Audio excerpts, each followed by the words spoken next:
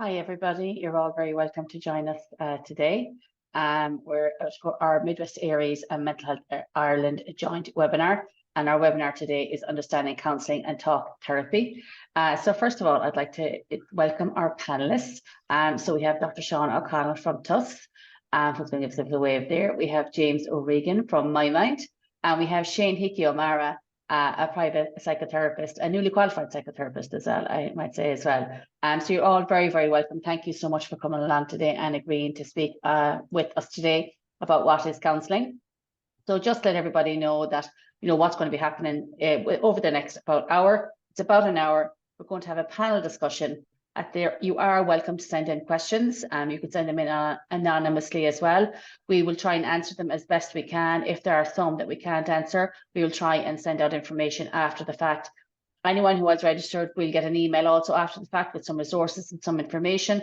My contact information is at the end of the webinar as well. So if you need more information, you can contact me as well, and I'm more than happy to help out as well. So you can use the chat feature to submit any questions. The webinar is recorded, and after the event today, it will be available on the Midwest Areas YouTube channel, and it will also be available via Anchor FM and Spotify as a podcast. The audio of it will be available there as well. So I'm just going to ask our panelists to introduce themselves. So if it's okay, I'm going to start with yourself, Sean. Thanks, Claire. Hi, everyone, and thanks again, Claire, for inviting me on. So just as we start, you can probably see in the background, this is the therapy room. If I can, we've got our 2 chairs for anybody who hasn't been in therapy before. And I'm kind of bragging now about that. We've commissioned painting from one of our 2 students, and they helped out the department. So I'm clearly bragging about a couple of different things. But so hi everyone, I'm Sean. I might just show you a quick presentation. I'll just share the screen there. In a very classic way. The screen doesn't want to share. Give me 1 second. Here we go. So if you can't see that, just let me know. That okay with everyone? Yeah, perfect. Thanks. So look, really quickly, just with myself, just to give you an idea of the background. So I'm Sean. I'm a psychologist. I'm in particular, I'm a counselling psychologist. My background is in psychiatric kind of units, oncology or cancer, in terms of patients presenting with different and varied issues, and also worked in residential services that were trauma informed and trauma focused, and that's a big thing that we've noticed in the last few years as well, that we're very much keeping on top of that. We're ensuring that we're trauma focused, and for a long time I've been involved in HEIs or universities in student counselling, what was then DIT, and then TU Dublin. Now I'm here in TUS, which I'm delighted about. I've a little bit of background in kind of the private or corporate work in Institute of Psychology. I was doing cognitive assessments, working with child, adolescent, individuals, couples. I have a particular interest in OCD and eating disorders. I've briefly a master's in psychological science. And for anybody interested, I looked at sports psychology and skydiving, an expert judgment within skydiving. And then the doctorate in counselling psychology. I really honed in on self-criticism. That's my kind of thing. I'm really interested in how people criticize themselves and why they do it. And my thesis was on someone who had cancer and were still criticizing themselves about being a bad person. So I'm very interested in how we react to unhelpful or negative experiences. And then lastly, I'm within an advocacy group, Psychological Counsel in Higher Education in Ireland. I'm their chairperson at the moment, so making sure that we've good advocacy for our students. And I'm also in core for the Psychology Registration Board, which is coming online pretty soon. But briefly within TUS, we have a great team. I'm speaking for the Midwest because there's also the Midlands, which is at Lone. But for the Midwest, we have a team of 4 who are part-time, 3 are full-time clinicians. We have an admin, we have a psychology assistant. They're a great team. The great thing about being in a university or being a student in university is that you can have access to lots of different kind of types of supports. And Claire might mention kind of more community supports later on as well. But we have our own website. We're often doing events, wellbeing events. There's tons of resources. We have a couple of different programs that we've kind of brought into the university as well, like Together All, which is like an online support system. And we have a crisis line, 5008. And there's an anonymized tool, online tool for reporting abuse or harassment. That's the Speak Out tool. And of course, we're very mindful of kind of neurodivergence, and we've put a lot of effort and training into that as well. So everything kind of feeds in um, to how we interact with students and their well-being and their mental health. So it's all quite connected. And there's a great level of student support services here as well.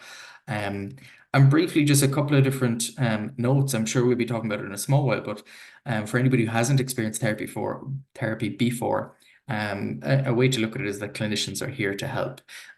So clinicians will have different styles. So for me, it can be looking at kind of mini experiments or tasks you can do. It can be like, what are your values? What's important to you? How do you get to it, even if it's really uncomfortable? Other modes of therapy are really explorative, kind of what's going on for you. Maybe you don't know what's going on and you can figure it out together. For others, it's a very much a focus and goal focused and very specific tasks. And just outside of that as well, coming to therapy can be about a very recent issue, or could be also something long term that you've left kind of on the long finger for a period of time. And just to say, and we'll talk about it in a bit, I'm sure, but it's about knowing that nothing is unmanageable. And it's just about finding the right clinician, seeing if you settle in with them.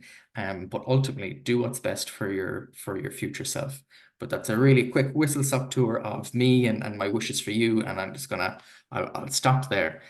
That's perfect, Sean. Thank you very much. And great to see so many supports on campus for students of Tusk in the Midwest, and I'm sure in the Midlands as well.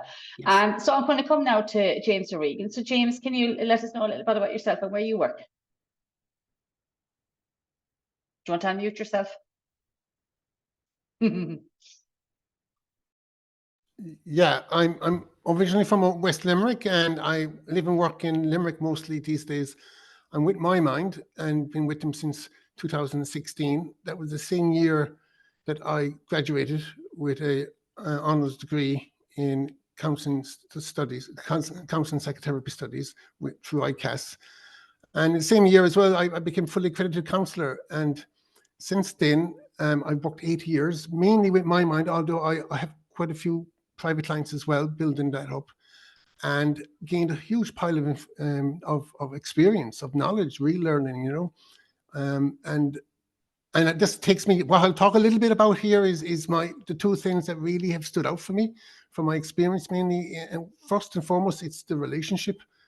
I have found that it's so important that the clients feel safe when they, and that what we were talking about therapy here, in that therapeutic space, the therapeutic relationship, to build that trust, the unconditional positive regard, the core conditions they talk about, and that's non-judgmental space, you know, that we can, because we don't get that in life always, you know, we family and friends aren't always able to listen to start with. They've always got opinions, and they jump in there and they want to help us, of course. They may love us, but they don't give us a space. So in the counseling setting, I want to create that therapeutic space, and that's working together with the client in ensuring that those core conditions exist. Empathy also hugely important.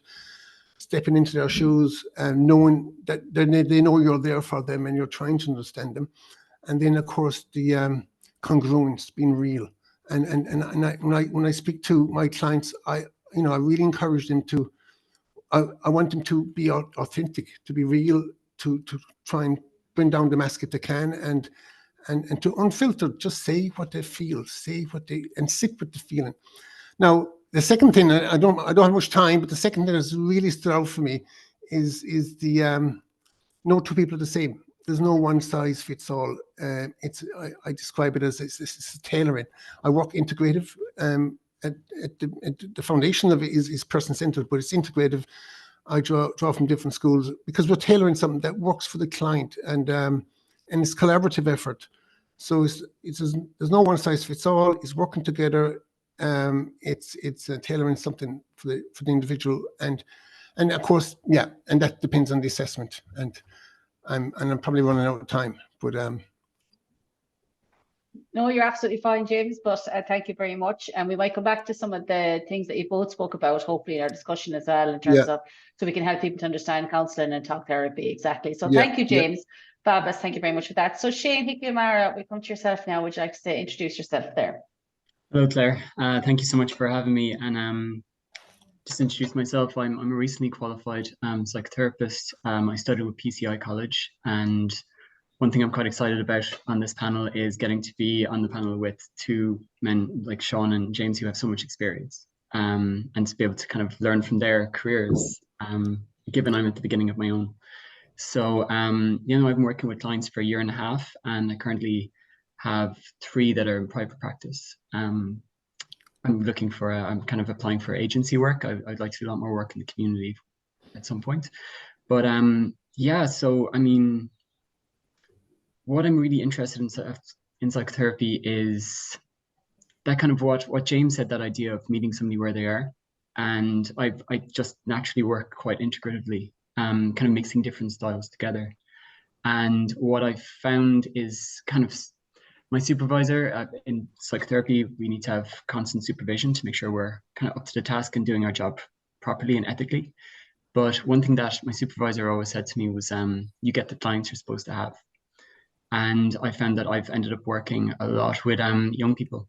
So people kind of in their early 20s, in college or just finishing up, around the areas that come up the most would be grief, gender and sexuality diversity, kind of looking to kind of find your feet after college. And it's been a real honor, and it's a long process to become a psychotherapist. It's been 5 years for me, but I couldn't recommend it more highly. It's the most privileged work I've ever done, and I absolutely love it. One thing I have noticed, and please stop me if I'm going on.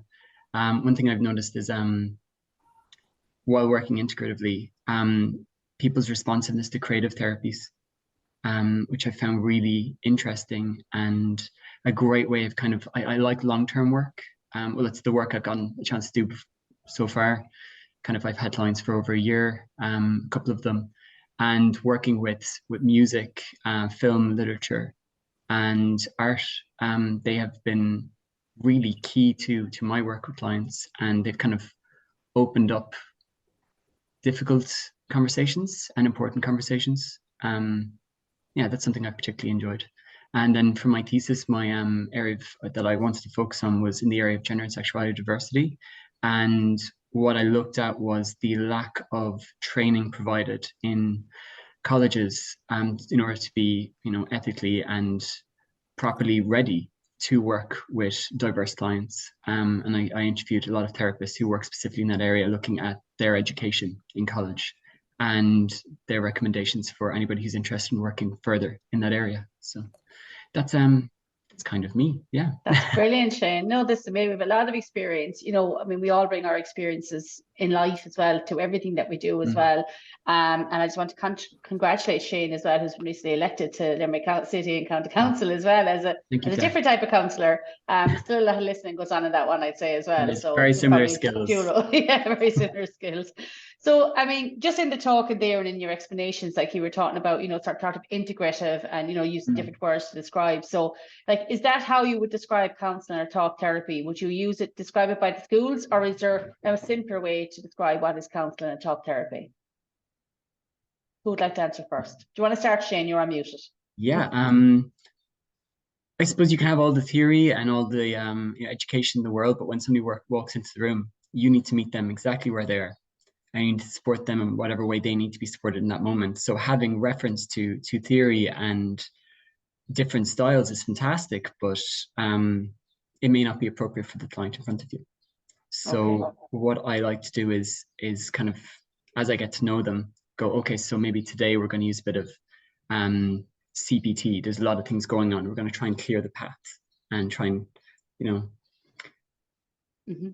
clear the space of kind of the day-to-day difficulties that somebody might be going through. And then if we can, and if it's safe, we might be able to go deeper and kind of maybe look at the underlying issues, or maybe kind of, I've worked a lot on trauma over the last year and a half, and Yeah, I suppose integrative would be bringing all those different styles together. So maybe the creative, the CBT, which I imagine a lot of people kind of be aware of. It's quite kind of buzzy at the moment.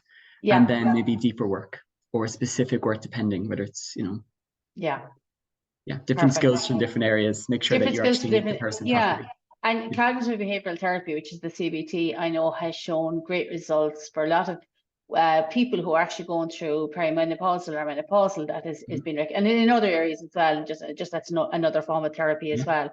So James, how would you describe that in terms of like how would you describe, say, talk therapy counselling? Would you describe it through schools, or would you describe it through the experience? Well, yes, of course, the theory is and it really comes to life when you work as a counselor. You begin to understand where it came from, But it's that experiential learning for the client, for myself to learn even from my clients. It's ongoing. It's there's always, and it's that kind of connection that you're there with the person. You're empathizing, but you're feeling it as well. Like it's more than just a theory. Certainly, way more. Of course, there's a psychoeducational element, which is powerful and very helpful for some people, and they really, they become their own best therapists, and they. So no two people. What psychoeducational, James, can I ask you? Is that where someone learns themselves? Well, yeah, where you're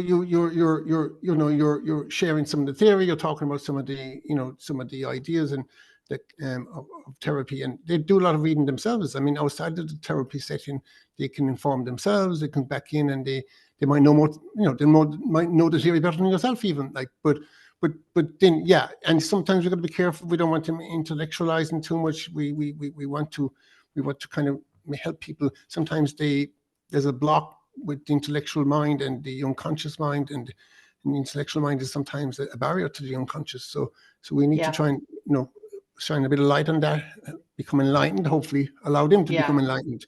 But it's what resonates with them. You can say it, but it really needs to resonate with the client. It really needs to, and you can see that happening sometimes when the awareness begins to grow within them.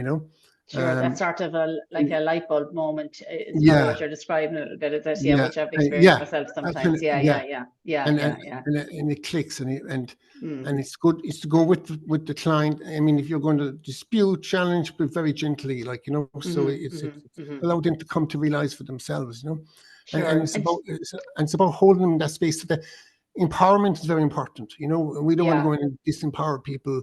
It's about the opposite. It's about empowerment. So. I believe my clients, and they sense that. I believe they can find solutions for themselves. I believe we'll work together. I'll support them in that. But and they will very often find, and they kind of have to, find themselves. And I just want to come to Sean. So Sean, would that be your experience as well? And I mean, I'm going to start asking the same question because I suppose within the setting that you are, which is like a college setting, and so I don't know if that makes a difference. It may not make a difference at all. So you'll be, Yeah, I think I'll just echo what everybody has said already. But when you look at the research, the key part of therapy that definitely works, the largest percentage, is the therapeutic relationship. So how you get on with your clinician. So how you collaborate, how you get on, how you think about things together, how you share things. And that can be done, as I said earlier, some clinicians are very practical focused and they'll give you tasks to do or goals and things like that. Whereas others will be exploring different ways that you think about the world or think about yourself.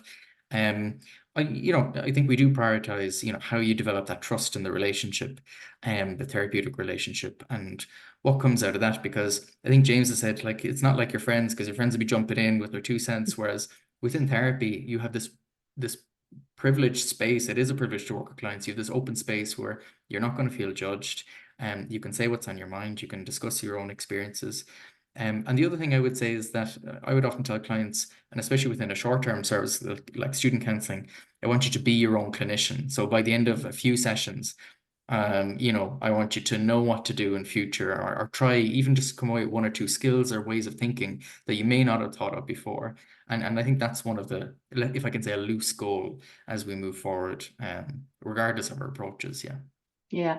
So even listening to you in terms of, because the next question was sort of like how can it help? And I don't know, Sean, do you want to maybe expand on that, and even maybe some of the experiences or what you think, how it can help a person? Yeah, there can be loads. I find often it's about expanding awareness. So just a really common example is if someone is feeling kind of maybe really low, or the energy is low, and they'll come to therapy and they say, look, I really don't know what's going on. My mood is up and down, energy is low. And when you sit down with someone like a clinician and you're kind of, looking at the data, so to speak, your own kind of personal data and what's been happening within an approach like cognitive behavioral therapy or practical approaches, you're looking at, okay, well, how much sleep did you get the first 3 nights ago, 2 nights ago, 1 night ago? And you start looking at the data and you kind of go, okay, well, it looks like you've actually been getting below the recommended amount of sleep, 7 to 8, 7.5 hours per night. And that's building up. And now that looks like that might be impacting on your health and well-being. So it's kind of joining the dots. Because if you're Okay. under stress, you won't necessarily be able to do that. And because within TOOS, we're a learning institute as well, we look at when you're too stressed, you can't learn as much as possible. And that goes across the board as well. So if you have too much stress, too much of the stress hormone cortisol in your brain and in your body, it's not possible to take on new skills. And that it might include therapy sometimes. Your therapist, your clinician might say, let's just work on the basics now. I think Shane said that. And then you look down the line of working on something deeper. But unless those building blocks aren't sorted, we can't go further. Yeah. Okay. And I mean, James, do you want to speak to that? And maybe you might also speak about, and just the initial, go on, what Sean said is so important. Like sometimes we overlook the simple things, like, is the person drinking too much coffee, and are they just coming to me after a weekend on drinking, like, and then they're jumping out of the chair, and and are they exercising? Are they? So it's a biopsychosocial model. We need to look at that and explore that together, and then we can move on instead of jumping straight into this. Let's go back into the childhood experiences. But we take the first steps, and then we can. The kind of ongoing assessment, isn't there? And the basics, we inquire, get to know, to start the very basic stuff, and then build the trust, build the relationship, make them feel comfortable in sharing and talking. And I think it's so important that that they, that they listen to themselves, that they have a relationship with themselves as well. And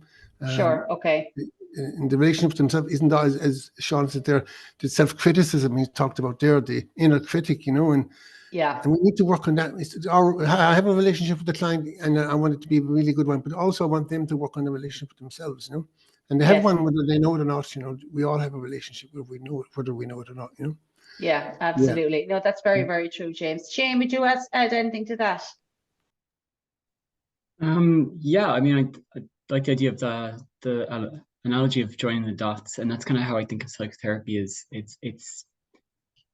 I mean, the difference between counseling and psychotherapy was described to me. It kind of stuck in my head, where counseling is kind of, you've got an issue and you're working kind of from one, the place that the person begins in, to hopefully kind of a resolution of that issue or support to get to the next step.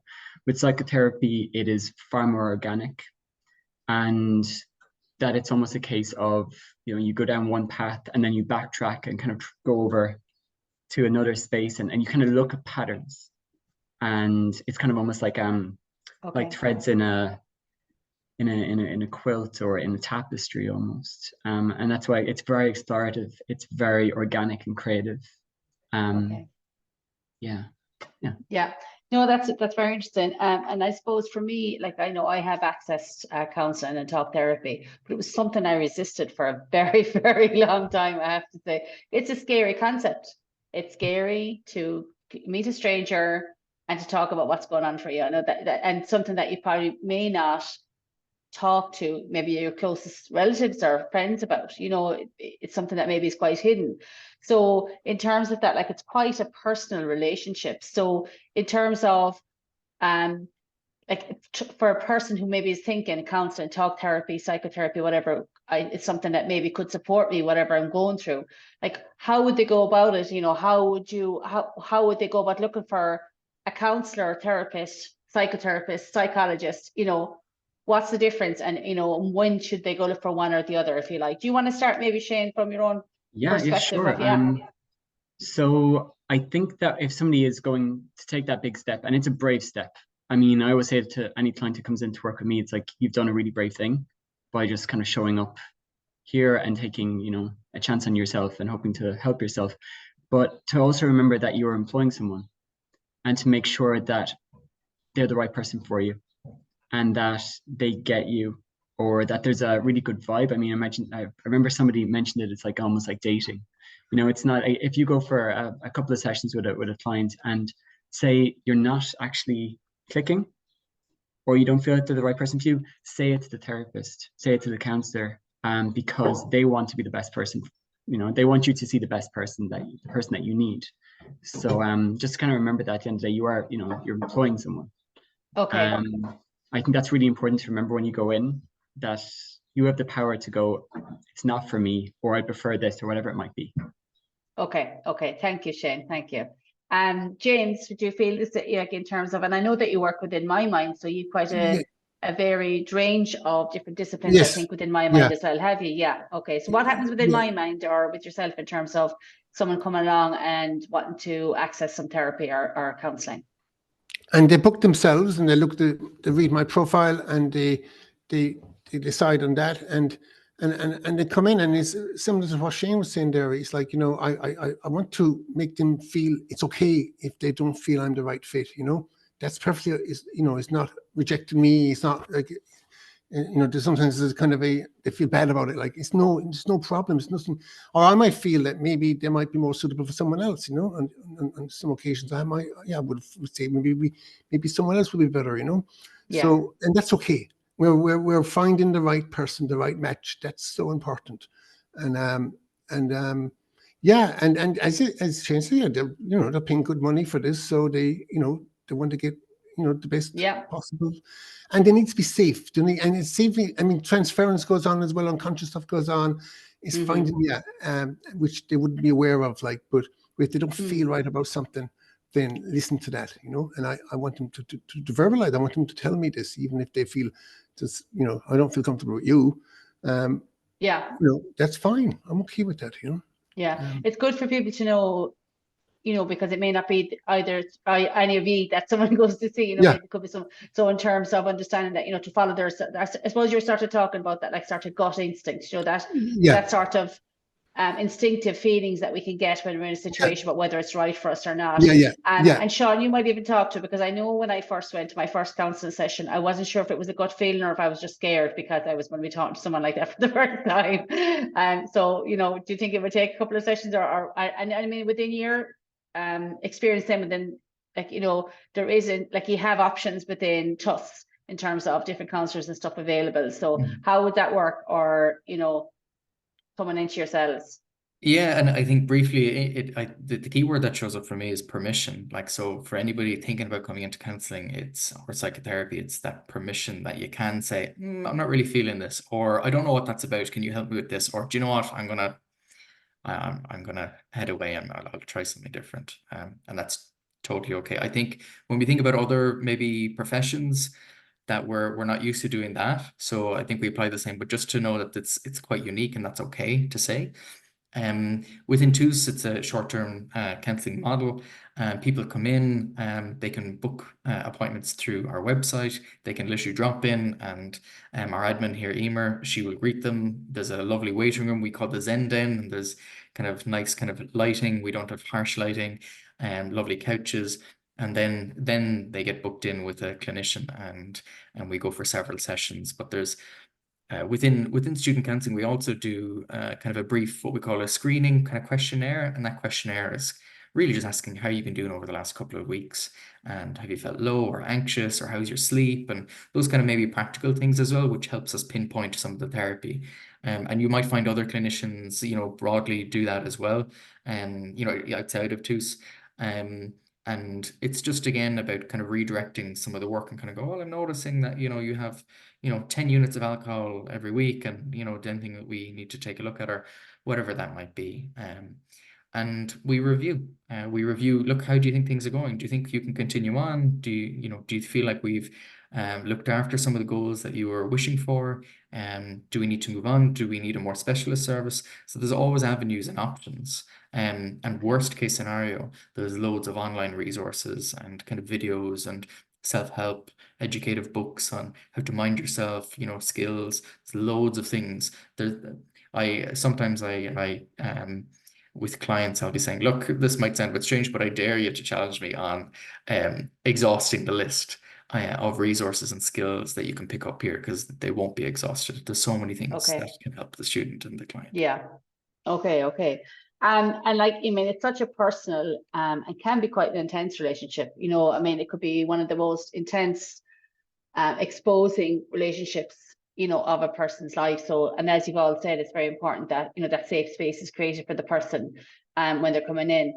I often say to people, because I understand the nervousness and of attending maybe somebody like that, I often say to people that if they find somebody, maybe give them a call and have a chat with them on the phone and see how they feel, And I think you'd agree with me that, that the majority of psychotherapists, counselors, psychologists would agree to something like that if a person was particularly nervous or would ask for maybe a shorter session or something like that. I mean, that's okay to do, isn't it?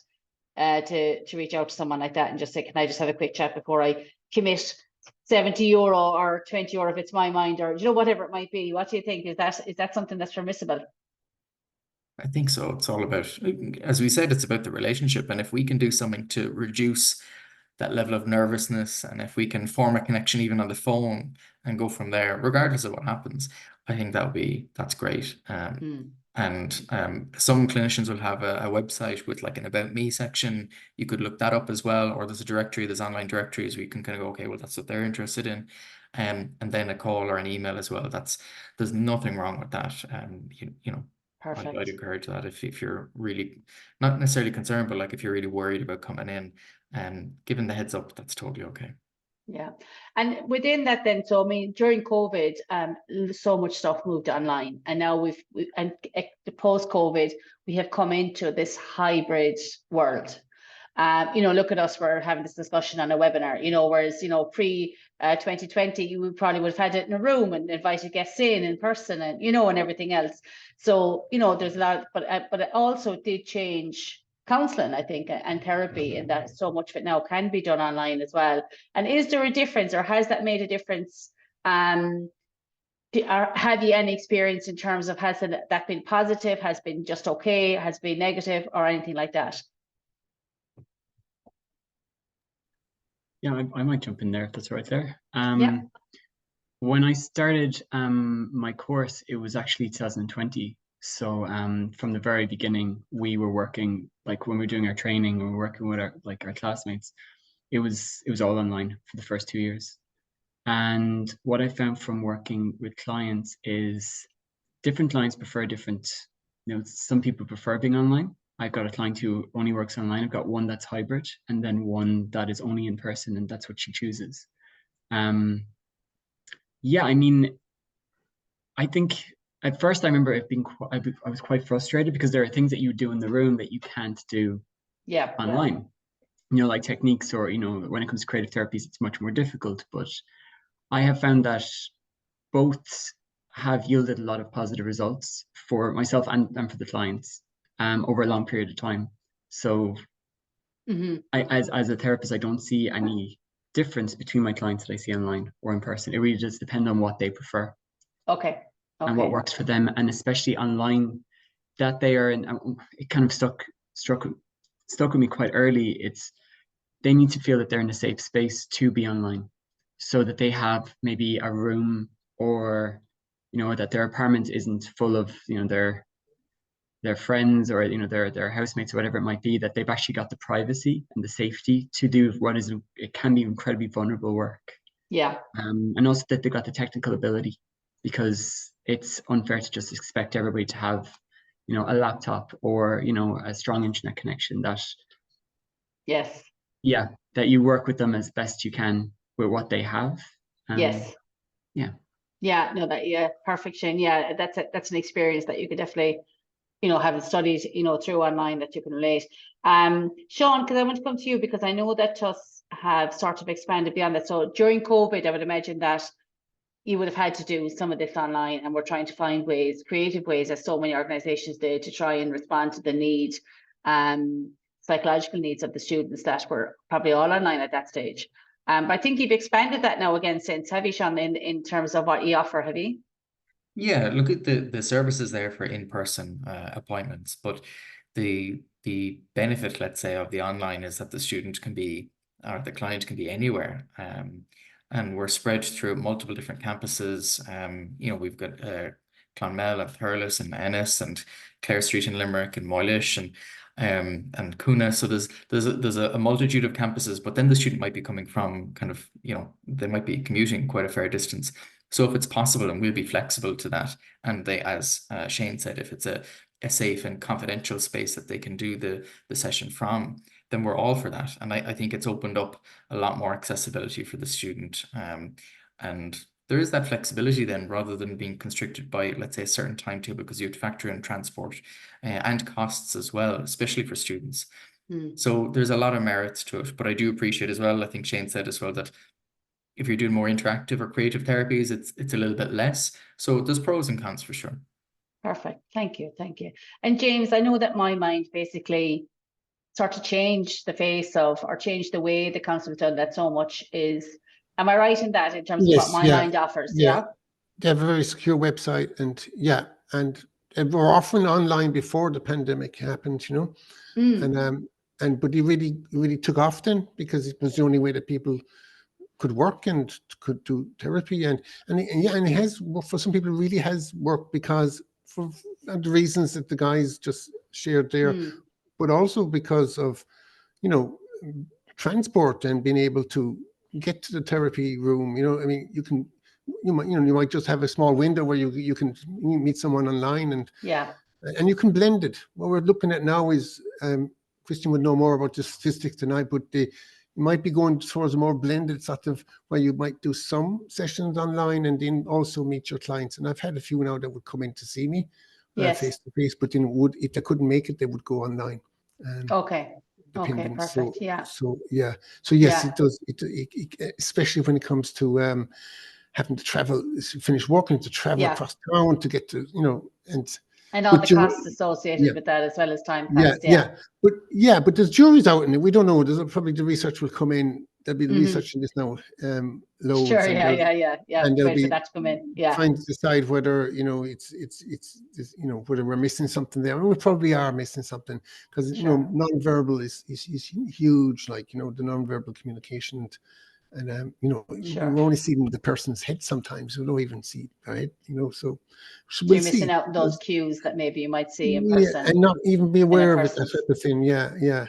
And there as well. Like, the non-verbal is huge. Like, you know. So, sure. Yeah. We'll see. Very good. And can I just ask, because I know that? Oh, sorry, Sean. Come on in.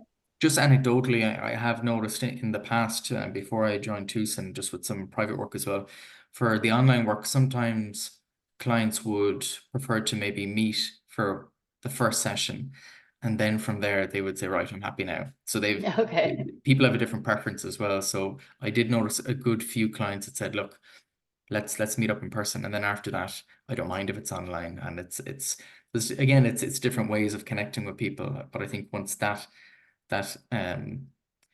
connection is made, then it goes from there. And it's like both being able to pick up on, you know, that body language, those physical cues that you can do in person. It's very hard to do online. And like when we were talking earlier about the person relying on their gut instinct, is the therapist the right person for me? You know, am I going to be having a connection with this person? And so I can see why. But obviously, it's not possible maybe for so many people that wherever they're located rurally or anything else may not be possible, or just even their physical ability or that just may not be accessible in that way. So at least it's changed that. It's not ideal maybe, but at least it's an option anyway.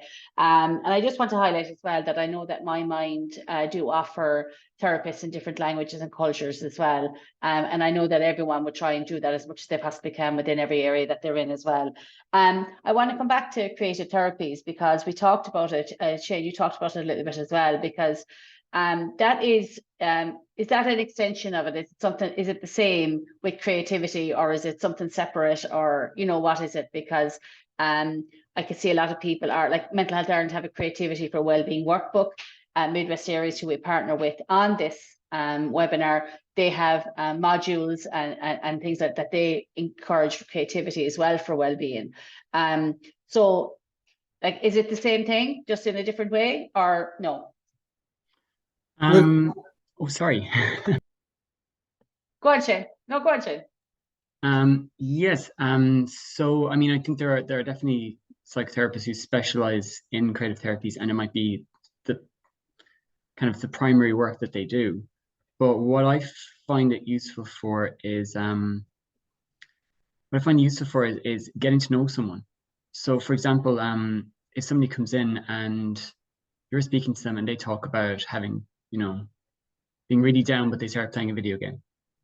And I'm able to ask questions about that video game and maybe get them to, describe it to me or describe the avatar that they've created, or it's a way of getting to know them, but also it's a kind of a creative way of kind of getting, under the bonnet, I suppose. Sure. It's like if especially with younger people, I find that, when you're younger, it's like, your favorite band or your favorite film, they're really important to you. And they say, you attach your identity to it, and being able to work with that.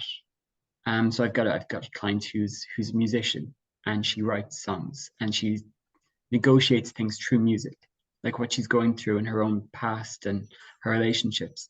So we can use that kind of as a start off point where she's able to sing the song if she chooses to, that session, and then we'll look at the lyrics, and then we'll look at the situation underneath that. But some therapists are specifically trained in this. I wouldn't be specifically trained. Sure, yeah. It's just something that I've noticed with specific clients. Okay. And being just creatively responsive to them. Sure. Okay. So like it's a whole, so someone would usually go on and train as a psychologist or whatever, and then it would be maybe an add-on, like, or something like that. And it's great that it's theirs, that it's a way that, as you said, that people can express, because we're talking about accessibility in terms of being able to access counselling, through being present, or whether it's through online, through your broadband connection as well, but also then in other ways. And Sean, I want to ask you, because I know that I heard a little bit about Together All. Is that what it's called? Am I right? And there's options within that, aren't there, for people to use their creativity? Am I right in that? Yeah, within our program, within TUS, they can create. I don't remember back in the day with Bebo, you could kind of create a kind of an art brick. I'm way too old now for Bebo, but carry on. Other people in the room will understand it. But yeah, it was a space to be expressive online if you couldn't be expressive, like, let's say, especially during COVID. So it's a helpful way of kind of, I suppose, expressing, and another way of connecting as well. Now that was kind of like anonymous. It is an anonymized platform as well, where people can kind of make comments and share their feelings and what's been going on for them. And there's also kind of courses that they can take part in as well to improve their mental health. So there's good uptake on it as well. And it's just, I think Shane said, it's just finding different ways where we can connect through that creativity as well, where possible. Another point to that as well, what we've noticed, we've kind of really emphasized a lot in terms of neurodivergence, in terms of our training and what we're focusing in on. And we've developed this program called Play and Regulation. So we're looking at how clients or how students interact, how they soothe themselves, because if you've had a really stressful day, you might feel agitated, or the shoulders are up, or you might feel there's too much stress, and the small, tiny things that you can be doing can reduce your stress. I think when we look at something like, let's say, ADHD, we often hear of, there was a big phase there about fidget spinners, but there's so many more nuanced tools now around that. And what we've noticed with our students is that the more that they might use that to regulate themselves, to bring the stress levels down a bit, it allows them to focus a little bit more on the core of what's going on as well. So there's so many different avenues through creative ways, through play, and through art, through music. So it's massive, yeah. That's even great for anyone who is listening today, or could listen to the podcast, whatever, to understand that there are other options there also, maybe alongside therapy, or maybe, to maybe explore those other coping tools or soothing aids, as you're describing them, Sean, that people can use. And people would already maybe know about music. They may already know about books. They may already know about maybe going for a walk, these things that people can do for themselves. And like you all expressed earlier at the start of the webinar about, the power that a person can have for themselves and learning about themselves and the things that can help them. That's really, really interesting. So we're nearly done. So I just want to ask, so I mean, if someone wants to find someone, where can they go? Is there a website? And I know there are accredited bodies, and this is what I'm leading into. So what are the accredited bodies that a person can maybe look up to find a therapist, counselor, or whatever in their area? Who do you want to go? Go on, Sean, you go. Maybe the lads can jump in. Like for my background, I'm a psychologist. So if you're looking for, in particular, a psychologist, you'd go to the Psychological Society of Ireland, and they will have, even if you just Googled that, there's a directory there of psychologists who are available. But there's a good few different recommended directories that you could Google. Maybe the lads want to jump in terms of their kind of regulatory groups. Yep. Yeah, sure. So for myself, I'm a pre-accredited member of the IACP, which is a regulating body. Pre-accredited means that I have not been officially accredited by them, which is basically that I've had enough hours and enough of the standard of work to be seen as kind of, Fully particularly accredited, strong. like. Yeah, fully Sure, accredited. yeah. But there's, for example, if you go to the IACP website, there would be a full list of qualified and accredited therapists in Ireland, but also pre-accredited therapists, which is myself. And it's a great directory of finding, say, I'm in Limerick City and I'm looking for a therapist, and I'm looking for somebody who's maybe very strong at CBT, or somebody who it works in grief therapy, whatever it might be. And there would be details of all of the people in Limerick that are accredited through the ISP. Basically, it's making sure that everybody's held to a standard, because it is an unregulated sector at the moment, and anybody can technically put a sign on their door saying they're a psychotherapist, which is quite dangerous. But this is a great way of kind of keeping an eye on, or like working out who is. Okay, so looking up who the accrediting body is, and then they'll tell you who they have accredited, so that you know you're going to somebody who has accepted that their standards should be at a certain level before they're going to counsel anybody, basically. Yeah. Okay. So that's a great resource if you're looking for someone. The IACP website. IACP, perfect. James, do you have anything to add to that before we move on to the next I'm piece? fully accredited with APCP, and yeah, it's the same as what Shane and Sean said there. It's so important that because we need to do our own personal therapy as well, and we need to do our own have supervision. We need to, so we need to, be in a good place, working on being in a good place, and maintaining that good place, Yes, of course. So that we're there, and that's where we're to be really there for our clients. And of course, I work privately myself, but also my mind have loads of therapists online, and on the profile you'll see where they're accredited, and you'll see that they have to be accredited by.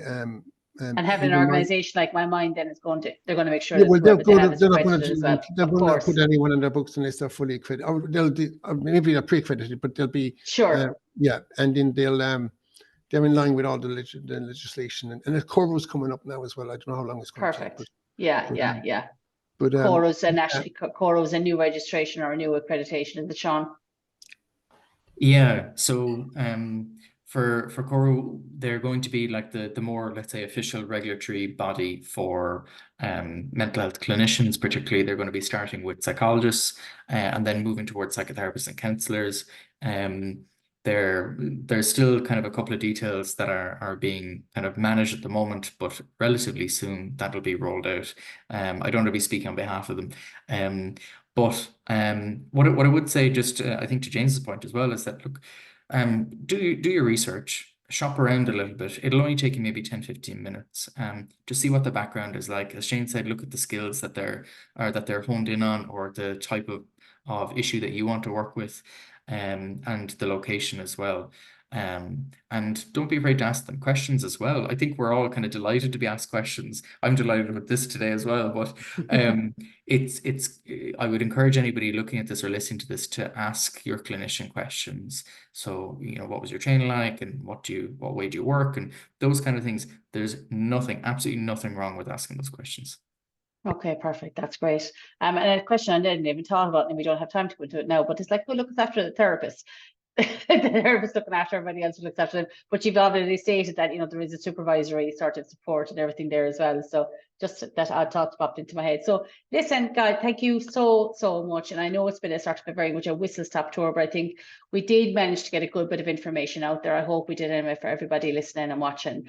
And there will be resources, as I said, sent out. I just want to highlight that quite a lot of family resource centres provide counselling, low-cost counselling. Other community organisations, community centres, things like that can provide it as well. You know, it depending on, like my mind does it on a scalable basis, you know, depending on what your income is, will be determine the amount that you pay. And it's been my experience as well with some counsellors that if you reach out to them, particularly if you've used them before, and you say, look, I need some support, but I'm unemployed at the moment, so this is what I can afford. And I think the majority would say, you know, absolutely. You know what I mean? That because no counsellors are in it for the big bucks, which you don't get, I know. So I'm just going to so thank you very much to each of you for coming along today and sharing your expertise and taking your time. I just say there's just a very quick question. Oh, someone said absolutely great information. Thank you, everybody. So thank you for that. And I'm just going to share just some information about what's coming up with Midwest Areas and Mental Health Ireland as well. So the recovery workshops online, we were talking about being online earlier. So Midwest Areas do a lot of different in-person and online workshops. So they're recovery workshops you can see in July. Now, if you get on to Midwest Areas or if you email them, they'll send you out this detail as well. But they're on social media as well, so you can absolutely get their information there as well. You can see there's a two-parter about anxiety, there's resilience, managing mental well-being and mental health recovery, and so many other types. And the creativities for well-being that I spoke about is on as well. That's on online. They also have some self-paced recovery courses, so a person can use the QR code, go online, they can download the course, and then they can do it at their own pace, which is lovely.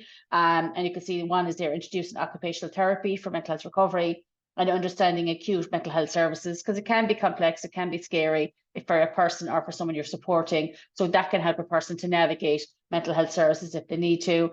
There's a brand new one, My Perinatal Self-Care, Taking Care of Me. That's self-paced as well for anyone, for any people with that. So you can see there's a lot going on.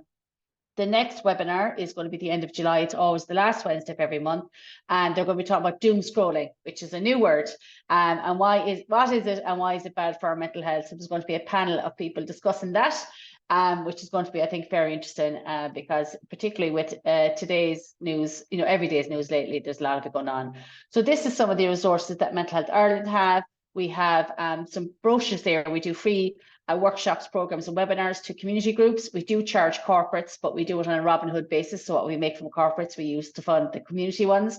We have one of our most popular ones is the 5 Ways to Wellbeing During Tough Times. We have the Wellness Works. It's a framework for progressing mental health in your workplace. So if you're in a workplace and you want to progress that, we have that resource there that's available. And those little booklets, the menopause and mental health booklet, recovery, anxiety and stress, they're all free as well to anybody. So you can contact me or contact info@mentalhealthireland.ie and they'll post you out a couple of those if you want them. So that's us, and that's my contact details there. And there's Mental Health Ireland social media details. So feel free to contact me or about if you have any queries about anything there. So again, I just want to say to our panelists, thank you so much for coming along. The webinar has been recorded. The audio will be available as a podcast, and the webinar will be available on Midwest Areas YouTube channel. So I just say goodbye to everybody. Thank you so much for coming along. And I found it very interesting. I could have talked for another hour, but unfortunately we don't have another hour. But thank you, everybody, and take care. Thanks, Claire. Thanks, Thank you guys. so much, Claire. Thanks, guys. Good to meet you both. Bye, Shane and Sean. See you, James. See you, Nice to meet you. Thank you. Yeah, Take care. good meeting. Lovely to meet. Yeah. God bless. Bye. Bye, Shane.